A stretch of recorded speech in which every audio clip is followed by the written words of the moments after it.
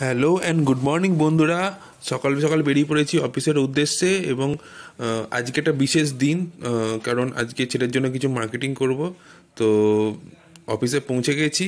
তো বাকি অংশটা তোমরা বিকেলবেলা দেখতে পারবে অফিস কমপ্লিট করার পর। ততক্ষণ পর্যন্ত গুড বাই।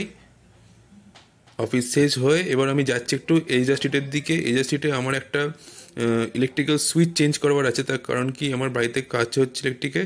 তো সেটাকে আমি চেঞ্জ করব, খারাপ বেরিয়েছিল। তো হিসেব মতো চেঞ্জ করা হয়ে গেছে, ওরা এক কথায় চেঞ্জ করে দিয়েছে, আমার টেনশন মুক্ত হয়েছি। এবার আমি যাচ্ছি একটু বাগড়ি মার্কেটের দিকে ধাক্কাধুক্কি কাটিয়ে, কেন এই জায়গাতে ভিডিও করাটা খুবই চাপের বিষয়। তো আমি আস্তে আস্তে ভিড় কাটিয়ে এগিয়ে যাচ্ছি। একটা ডল কিনবো, তার কারণ কিনা আমার ছেলের একটা পছন্দের জিনিস।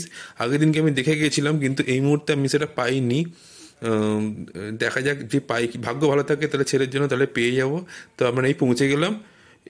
এই যে আমরা পৌঁছে গেছি এই ডলের দোকানটাতে। তো এইখানে আমি আগের দিনকে একটা স্পাইডারম্যান পছন্দ করেছিলাম, এই স্পাইডারম্যানটা পাই কিনা, মনে হয় পেয়ে যাব। এই দেখো, পেয়ে গেছি। এইটা পেয়ে তো আমার ছেলে একদম লাফিয়ে উঠবে দেখে, কেন দুদিন ধরে এমন করছে স্পাইডারম্যান স্পাইডারম্যান। অ্যাকচুয়ালি ও স্পাইডারম্যানের বড় ভক্ত। এখন ভক্ত বলবো, ফ্যান তো না। ও স্পাইডারম্যান দেখলেই ওর মাথা খারাপ হয়ে যায়। এই দেখো, হ্যান্ড ওভার করে দিয়েছি স্পাইডারম্যানকে। এবার স্পাইডারম্যান নিয়ে ও খেলা শুরু করে দিয়েছে।